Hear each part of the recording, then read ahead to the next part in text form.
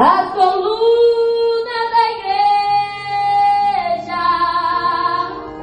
trazendo nas mãos a sua bandeira.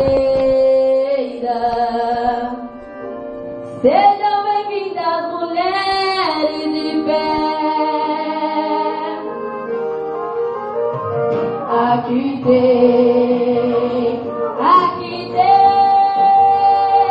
mulheres que buscam, mulheres que choram, mulher de oração. Aqui tem mulheres ungidas, lavadas, remidas, mulheres de fé. A Bíblia revela que várias mulheres foram reverência na casa de Deus.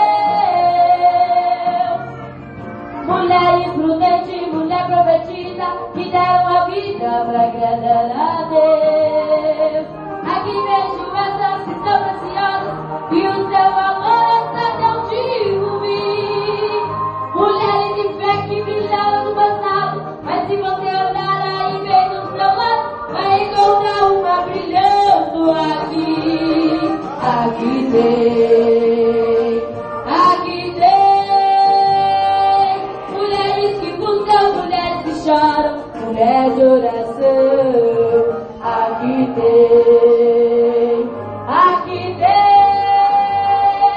mulheres ungidas, lavadas, remidas de glória e unção. Aqui tem Débora, tem Fabiana, tem Adriana, tem a Salete, Vera e Elisa, tem a Agatha. Aqui tem as Anas, elas não se intimidam na presença do Rei. Aqui tem mulheres que buscam, mulheres que choram, mulher de oração. Aqui tem mulheres ungidas, lavadas, remidas em glória e unção.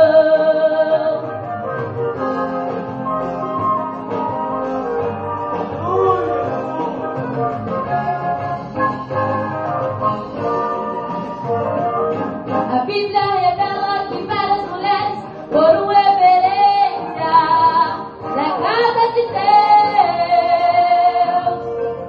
Mulheres prudentes, mulher profetisa, que deram a vida para agradar a Deus. Aqui vejo essas que são preciosas e o seu valor é para Deus ouvir. Mulheres de fé que brilharam no passado, mas se você olhar aí bem no seu lado, vai encontrar uma brilhando aqui. Aqui tem mulheres que buscam, mulheres que choram, mulher de oração.